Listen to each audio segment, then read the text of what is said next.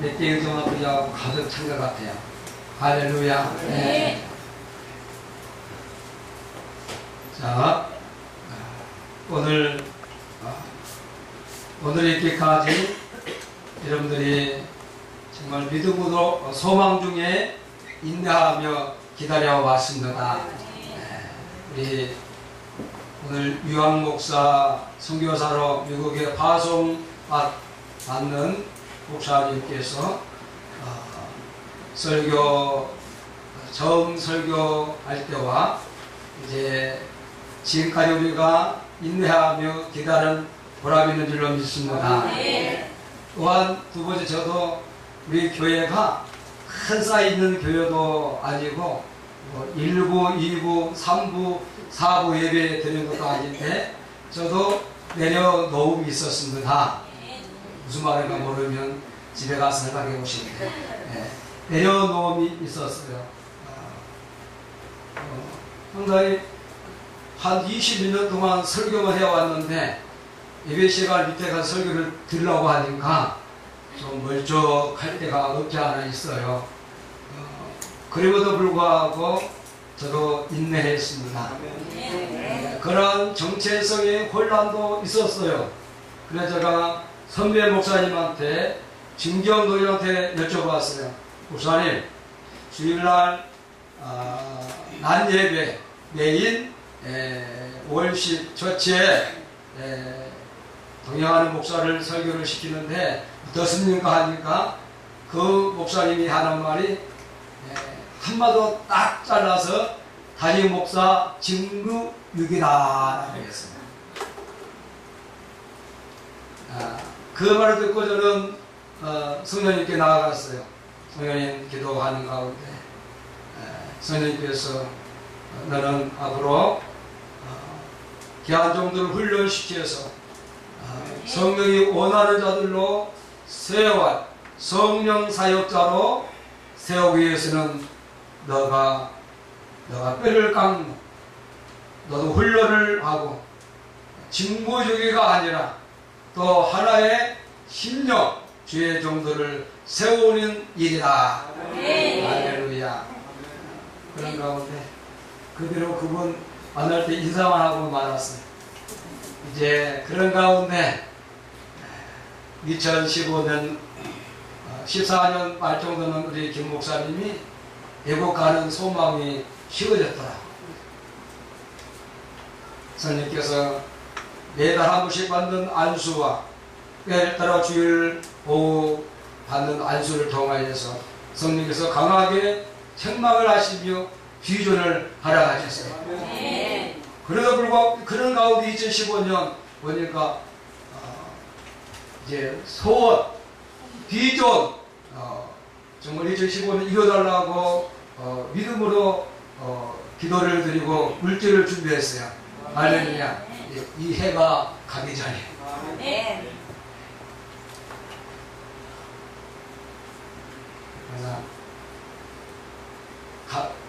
이제 8월 3일 날 가요. 네? 바깥에서도 8월 11일 날 비행기 사놨어요. 나랑 같이 가자고 해놓고 나는 안 사주고. 잘했어. 하다가 이제 그 어린날 정말로 목사대 지금은 전 세계적에 가서 지금 강단이 비있는 곳에 미국에 몇 개 있어요. 할렐루야. 나랑 같이 가야 되는데 그 모자 24년 모자 사장님이 그 교회가 지금 담임 목사가 비었다는 거예요. 100여 명 모이는데 할렐루야. 100여 명 큰 대형 교회예요. 제가 일단은 기도해 주세요. 우리 오늘 설교가 은혜 받으면 그것도 역사에 나 줄 믿습니다. 오늘 말씀을 준비하고 정말 지금까지 연도를 향하여 신금을 흘리는 말씀을 올려 우리 이제 유황 목사, 성교 목사 파송을 몇 시간 앞둔 동영 목사, 김덕현 목사 나오셔서 성령님을 변증하는 성령이라는 제목으로 말씀을 증언할 때 오늘 성령님의 놀라운 역사가 우리의 삶 가운데 이런 현장 속에 닿기를 축원합니다. 아멘. 할렐루야. 아멘.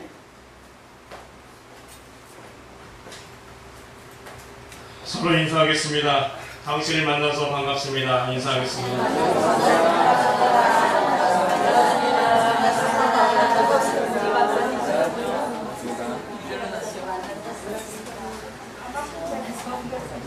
스크린 올 때까지 우리 찬양하라 내 영혼아 찬양하라 내 영혼아 찬양하라 내 영혼아 내 속에 있는 것들아 다 찬양하라. 아멘. 우리가 전도지를 성령께서 감동을 주셔서 만들었습니다. 그리고 만들고 우리는 독특한 문구를 넣은 게 아니라 단 하나 세계 성령교회만의 유일한 전도지를 만들자고 기획을 했고, 그리고 담임 목사님의 조언 아래 또한 세계 성령 사역자 신학원에서 배우는 그 학문과 그 바탕을 토대로 해서 우리는 유일무이한 세계 성령교회만의 성령님에 관한 전도지를 만들어서 우리는 전도하고 있는 줄 믿습니다.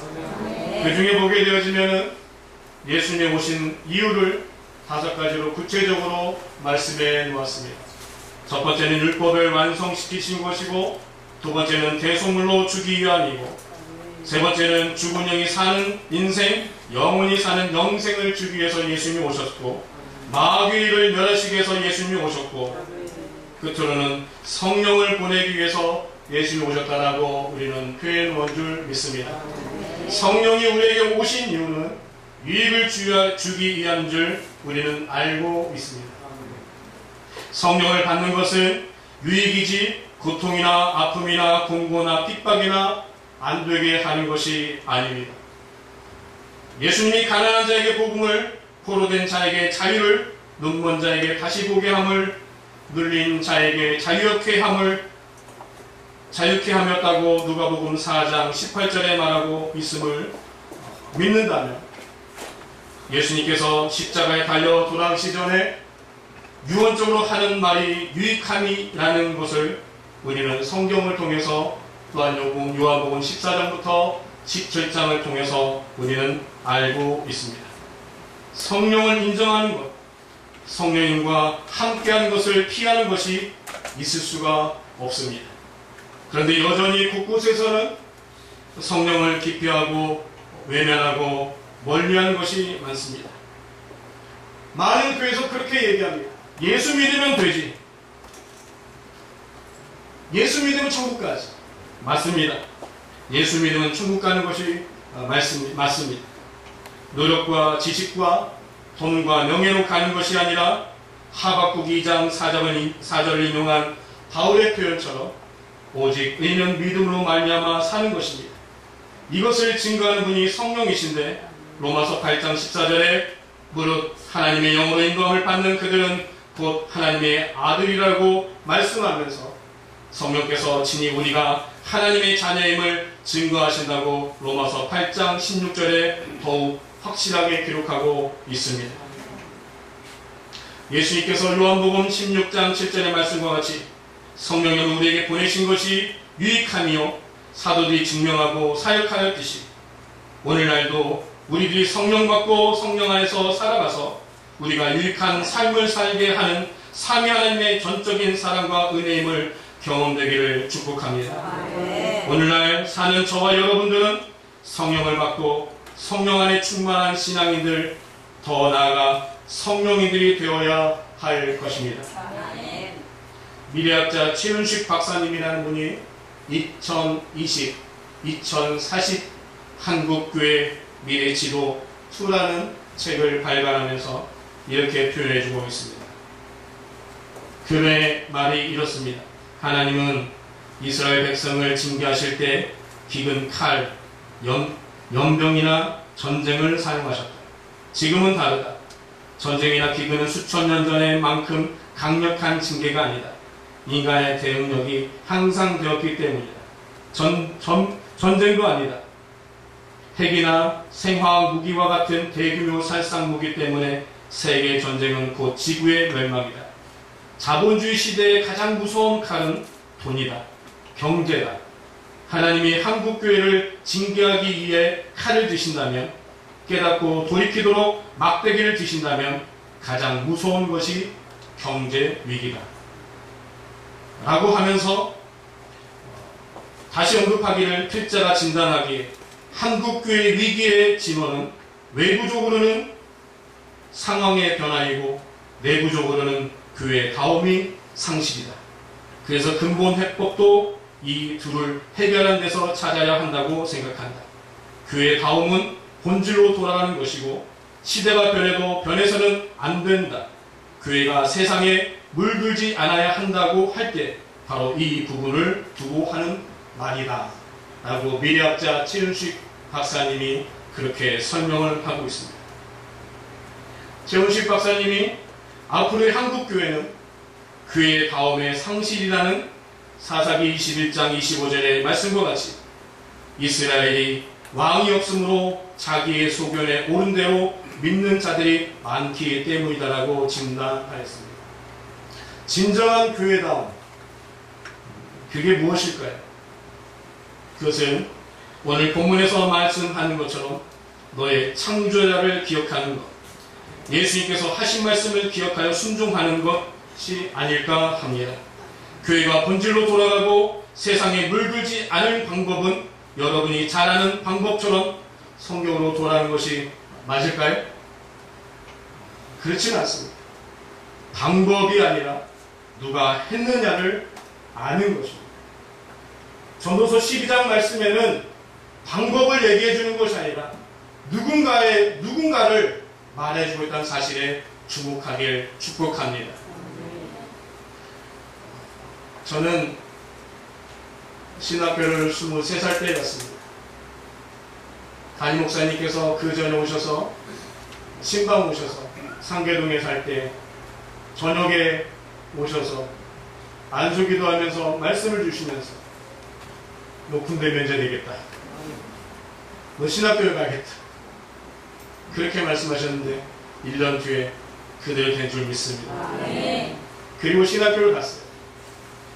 신학교 가니까 성경을 읽기 시작하고 여러 가지 신학 학문을 배우기 시작하고 종교에 관한 것을 많은 걸 배웁니다. 쉽게 말하면 머리에 지진이 날 정도로 많이 배웁니다. 새로운 언어를 배웁니다. 헬라어, 히브리어를 배웁니다. 모르는 단어를 수두룩합니다. 성경을 읽으면서 설교학을 공부하면서 목사는 설교를 해야 된다라고 하는데 저는 설교를 할 줄 모르고 할 줄 아는 것이야 주일학교 선생님으로 있었던 것밖에 없는데 어떻게 내가 설교를 할 수 있을까 고민하고 있어요. 그리고 레포트 쓰면서 성경 보면서 그리고 묵상하고 있는 중에 창세기 1장 말씀을 보게 되었습니다. 1장 1절, 1장 2절 있는데 하나님이시니 수면에 운행하시니라 라는 말씀이 떠오르는 거예요. 그 말씀 붙잡고 막 설교를 써내기 시작했습니다. 되지도 않는 설교. 그리고 제가 첫 번째 설교를 하기 시작했습니다. 집에서. 그것도 저희 막내 동생 앞에서 설교를 시작했습니다. 그 막내 동생은 벌써 두 아이의 엄마가 되어졌고 오늘 이 자리에 참석하고 있습니다. 그 동생이 저에게 제가 설교를 막 하니까 동생이 하는 말, 오빠 설교 잘한다. 그런 얘기를 해주는 거예요. 얼마나 가슴이 뛰는지. 이야, 내가 설교를 잘할 수 있겠구나. 그럼 열심히 학교를 공부해야지. 그래서 공부했습니다. 어느덧 시간이 되어져서 지금 이 자리에서 설교하고 말씀을 증거하는 사역자가 되어져 있다는 사실이에요. 저 역시 감격스럽고 또 오늘 그 동생이 이 자리에 있어서 더욱 귀하고 감사합니다. 성경에서 주어가 무엇인가가 중요합니다. 여러분도 물건을 사게 되면 뭘 보냐면 메이커를 보죠. 어디서 만들었느냐, 누가 만들었느냐, 그게 인지도가 있느냐 없느냐에 따라서 그걸 살 건가 말 건가 고민하게 되어집니다. 이름 없는 기업에서 만들었다면 제품이 아무리 좋아도 선뜻 구입하기가 힘듭니다. 사람의 일도 주어가 중요함을 잘 알듯이 신앙에서의 주어는 당연히 하나님이십니다. 기독교가 가지고 있는 하나님은 유대인이 믿는 구약상의 여호와가 아니라 성부, 성자, 성령이 되신 삼위 하나님을 믿는다는 것입니다. 개혁주의 신학계를 이끄는 저명한 신학자이자 낙스 신학교 대학교의 변증학 교수의 교수이자 플로리다 주 세인트 앤드류 채플의 목사인 스트로울 교수는 성령이란 책에서 하나님이 한 가지 사실상 하나인 동시에 다른 한 가지 사실상 셋이다라고 표현해주고 있습니다. 쉽게 말하면은 한 가지 사실은 본질이고 다른 한 가지 사실은 위격을 얘기해주고 있습니다. 담임 목사님 통해서 우리는 삼위 하나님에 대해서 구체적으로 배운 줄 알고 있습니다. 기독교는 삼위 하나님을 온전한 하나님을 믿는 귀한 믿음의 고백인 줄 믿습니다. 삼위 하나님의 한 분인 성령님을 우리는 하나님이라고 고백을 하고 사도행전 이후에 이러한 일들은 더 많이 기록되어 있음을 보게 되었습니다. 따라서 성령님은 하나님이십니다. 제가 서두에 말씀을 드렸듯이 성령님이 우리에게 오신 것은 큰 유익인 줄 믿습니다. 성령님은 이 시대에 주도적으로 역사하시는 분이시며 우리는 고백을 해야 할 정당한 이유가 있다는 사실입니다. 성령님은 우리의 창조자가 되십니다. 이것은 사실입니다. 이론이나 논리가 아니라 그렇게 고백하는 순간 성령님께서 우리의 삶에 역사하시어 변화가 일어나게 됩니다. 그러므로 우리들은 구약의 아브라함이 여호와의 말씀 즉 음성을 들었듯이 다윗이 여호와의 음성을 듣고 준행하였듯이 오늘날 우리들이 성령의 음성을 듣고 살아가는 것이 창조자를 기억하는 것이라 할 수 있는 것입니다. 성령님은 우리 육체 가운데 성전 삼고 교회의 감독자가 되시며 그분은 우리의 파라클로스가 즉 보혜사가 되십니다. 우리가 찬송가를 개사를 하는 것은 잘못된 것이 아닙니다. 아까 오전 아침에 부를 때 복의 근원 강림하사 그 찬양의 가사를 보면은 중간에 끝이 아니면 천사들이 찬송가로 이렇게 표현되고 있습니다. 그것을 저는 개사를 해서 성령님의 말씀으로 내게 가르치소서 라는 것이 맞다고 표현해서 그렇게 개사를 해서 우리는 찬양을 했습니다. 예수님께서도 누가복음 4장에서 이사야서 61장 말씀을 인용하셨는데 주 여호와의 신을 주의 성령으로 바꾸소서 말씀을 하셨고 예수님뿐만 아니라 베드로도 사도 바울도 역시 주 여호와의 표기를 성령으로 바꾸어 증거하셨는데 오늘날 주도적으로 역사하시는 성령님을 하나님으로 인정하고 섬긴다면 당연히 바꾸어 부름에 합당하지 않을까 합니다. 제가 페이스북에 부득하지만 이제 유학목사로 파송되어지고 선교사로 파송되어지는 시점에서 목회사역을 지금까지 하면서 고민한 것이 있었는데 그것이 무엇이냐면 목사란 무엇일까? 목사란 과연 무엇일까? 나는 이 한 가지 질문입니다. 많은 사람들이 물어봅니다. 목사가 무엇입니까? 목사가 뭘 하는 것입니까? 많은 목사님들이 이러한 부분에 대해서 여러 가지 답변을 합니다. 근데 그 답변이 저에게는 흡족치가 않아요. 성령님께 여쭤봤어요. 성령님, 제가 주의 종이고 목사입니다. 그럼 제가 무엇입니까? 제가 어떤 자입니까? 목사가 무엇입니까? 라고 묻는 가운데 성령님의 음성을 듣는 중에 제게 있어서 명쾌한 지혜와 감동을 주었습니다. 목사란 목살이다. 목놓다라는 것입니다.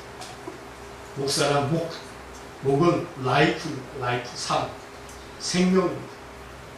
사다하는 것은 바위가 아니라 없다, get이라는 것입니다. 즉 목사는 get life, 생명을 얻는 것. 또 하나는 목놓다라는 것은 목나올다는 것처럼 기도하는 것, 성령의 음성을 듣고 나아가는 것. 그래서 저는 고백하기를 목사는 get life 하는 것입니다.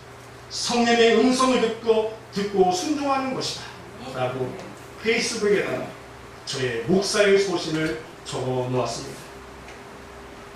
그랬더니 저의 고백을 했더니 성령께서 제 마음속, 제 안에서 내 사랑하는 아들, 내 기뻐하는 종이라는 말씀이 생각나게 하셨습니다. 아멘. 저와 여러분들이 해야 할 사명은 성령님을 변증하는 것인 줄 믿습니다. 아멘. 성령을 변증하면 성령님께서 복을 주시는데 저에게 설교를 준비하면서 주신 축복의 말씀들은 이렇습니다. 시편 4편 7절 말씀, 시편 91편 14절 말씀, 시편 23편 1절부터 2절 말씀, 시편 1편 3편 말씀, 시편 145편 말씀, 그리고 권면의 말씀으로 시편 146편 3절부터 4절 말씀. 끝으로 저에게 요구하는 것은 시편 40편 3절 말씀처럼 새 노래 곧 우리 하나님께 울릴 찬송은 내 입에 두었으니 많은 사람이 보고 두려워하여 성령님을 의지하리로다. 아멘. 시편 4편 7편을 주시면서 너희 마음에 두신 기쁨은 그들의 곡식보다 그들의 포도주가 풍성할 때보다 더 풍성하다는 축복의 말씀을 허락하셨습니다. 지금 불러준 그 축복의 말씀들을 여러분이 성령님을 변증하게 된다면 저와 동일한 축복의 귀한 장이 열릴 줄 믿습니다. 아멘. 어제까지 담임 목사님께서 서울 주사랑교회에서 3일간 특별 세례 성회를 통해서 성령께 영광을 돌리고 역사가 일어나는 중에 마지막 날인 어제 기도하는 시간에 성령께서 눈물로 저에게 기도드릴 때 이렇게 성령께 기도했습니다. 성령님께서 준비하셨다면, 성령께서 준비되었다고 하신다면 제게 복의 복으로 역사하여 주시옵소서. 성령님께서 준비되었다고 하신다면 제게 복의 복으로 역사하여 주시옵소서. 기도하는데 눈물이 흐르고 성령님의 위로와 사랑과 그리고 은혜의 말씀을 주셨습니다. 성령님이 준비하셨다고 하신다면 제가 미국에 가는 길이 있는데 복의 복이 되는 길이 역사하여 주셨습니다. 저는 이 길이 그런 길이 되어지길 원합니다. 그때 제 눈에서 눈물을 흘리면 성령님께서 위로하시고 감동을 주시고 함께하는 역사를 느낀 줄 믿습니다. 아멘. 할렐루야. 아멘. 성령을 변증하는 것은 다른 것이 아닙니다. 우리 한번 따라해 봅시다. 물불을 가리지 않는 성령님. 물불을 가리지 않는 성령님. 뭐라고요? 물불을 가리지 않는 성령님. 이 말은 이건 물이다 저건 물이다 하면서 우물쭈물 하지 말라는 것입니다. 물불을 가리지 않는 성령. 두 번째는 따라합시다. 보이지 않는 것을 보게 하는 성령님. 보이지 않는 것을 보게 하는 성령님. 간증과 삶을 통해 사도행전 11장과 같이 비로소 그리스도인이라는 일컬음을 받은 것과 같은 성령님들이 되기를 축복합니다. 아멘. 보이지 않는 것을 보게 하는 성령. 정건우 장로님께서 말씀하신 것처럼 기도해 주셨던 것처럼 아무것도 없는 가운데서 성령께서 길을 열어주셨습니다. 담임 목사님께서도 저도 뒤에 알았지만은 담임 목사님 하신 말씀이 우리 예배 시간 하시던 말씀이 그런 거 아닙니까? 어느 학교에서 학비도 내지 않고 아이주인을 내주냐? 어느 학교에서 학비도 주지 않고 너한테 들어오라고 하느냐? 사실적으로 학비도 주지 않고 아이 트레이닝 받아서 대사관에 가서 그것도 통과한 줄 믿습니다. 학비에 내지 않는 서류 하나 가지고 미국 대사관에 가서 다른 사람 많은 서류 가지고 나왔는데 저는 그 서류 한 장 가지고 통과가 되었어요. 이게 성령의 은혜가 아니고 무엇이겠습니까? 할렐루야. 성령을 반지하여 축복합니다. 물불을 가리지 않기를 축복합니다. 보이지 않는 것을 보게 하는 성령이 되기를 축복합니다. 본능적으로 자신을 변증하고 보호하는 사람들은 시간과 물질을 사용합니다. 많은 사람들이 자신을 변증하고 자신을 보호하는데 시간과 물질을 그렇게 많이 투자합니다. 우리 딸아이가 잘 쓰는 말 중에 한 가지가 이런 것이 있습니다. 이게 딸만의 일이 아니라서 우리 굽시고 보면 우리들이 내뱉는 말이 아닌가 싶어서 얘기를 합니다. 저희 둘째 딸이 잘 쓰는 말, 그리고 보통 사람들이 잘 쓰는 말, 아니 그게 아니라